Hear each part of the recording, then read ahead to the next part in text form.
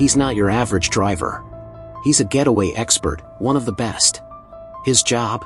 Helping criminals escape right after a job. No matter how many cops are chasing him, he always finds a way out, fast. The story centers on a man we'll call Ryan. He's a top-tier getaway driver. His work is strictly professional. He helps criminals flee after committing crimes, and that's his main source of income. He follows a strict set of rules. He gives his clients just 5 minutes.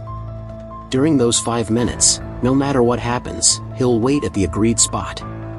But once the time's up, he's gone. No negotiations, no extensions.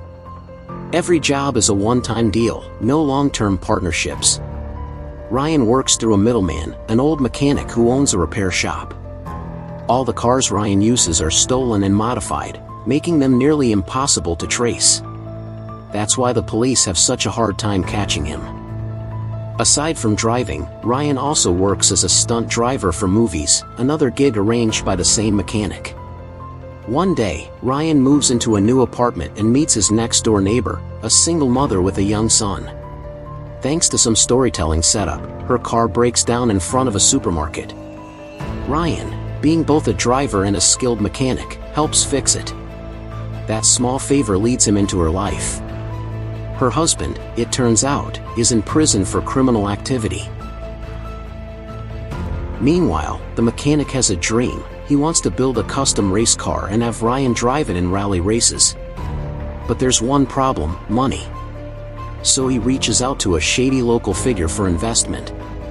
After seeing Ryan's skills, the man agrees to invest $300,000 in the project. The next day, Ryan is busy at the shop when the single mom shows up with her son. After their earlier encounter, there's clearly chemistry between them, unspoken, but strong. So Ryan takes the day off and spends it with her and the boy. They connect deeply, and Ryan gets along great with her son.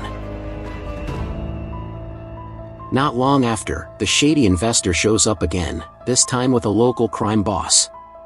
He reminds Ryan to take the racing project seriously. If the money disappears, there'll be consequences.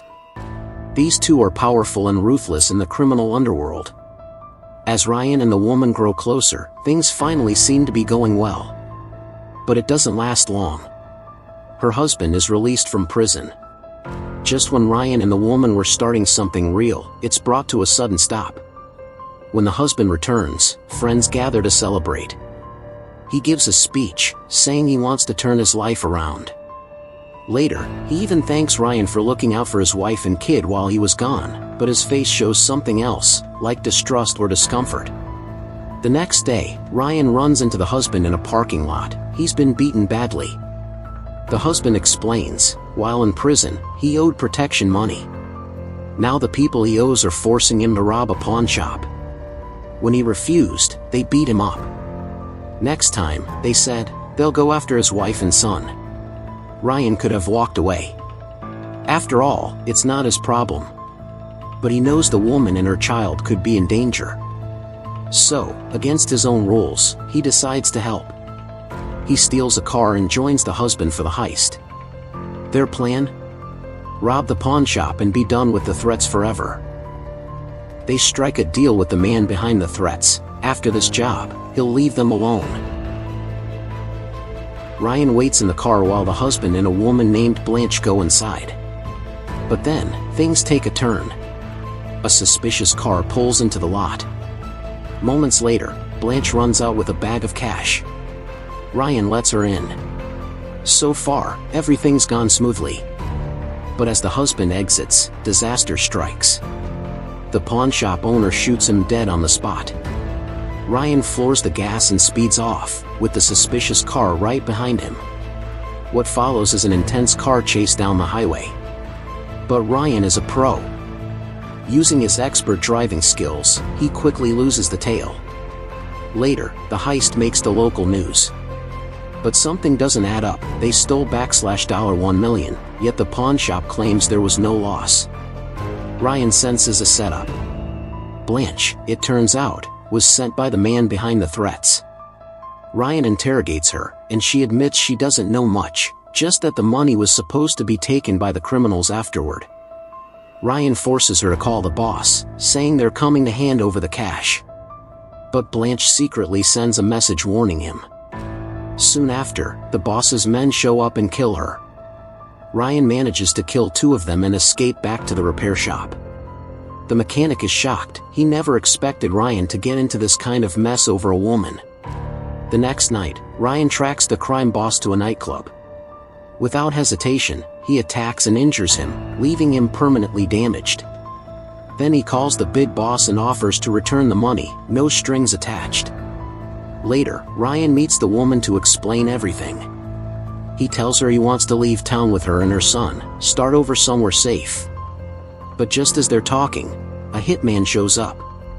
He's dressed sharp, acting like he's in the wrong place, but Ryan sees through him. They fight, violently. The woman watches in terror, shaken by how brutal Ryan can be when pushed. Ryan then confronts the mechanic. Turns out, the old man had told the bid boss where Ryan was. Ryan urges him to leave town. If he stays, the gang will come for him too. So, what's really behind the $1 million? The money was originally stolen from an East Coast gang by a small-time thief, who hid it in the pawn shop. The local crime boss found out and planned to double-cross the original thieves. But if the East Coast gang finds out, they'll go after him and anyone connected. Now, to cover their tracks, the boss and his crew plan to eliminate everyone involved, Ryan and the mechanic included. The mechanic tries to run. But before he can leave town, he's caught and killed by the crooked investor. When Ryan returns to the shop, he realizes it's time to strike first. He tracks the bid boss to a remote spot and kills him in a surprise attack. Afterward, Ryan calls the shady investor. He says he'll return the money, no questions asked. They arrange a meeting. Before going, Ryan calls the woman one last time. He tells her how happy he was to have met her, even if only briefly. The next day, Ryan meets the investor outside a diner. They head to Ryan's car to get the money. But things get physical. They fight. The older man can't keep up. Ryan is badly injured, but he manages to finish the job. In the end, we're left with one simple truth. Money may be valuable, but life is priceless. And sometimes, when you care about someone, you'll risk everything to protect them.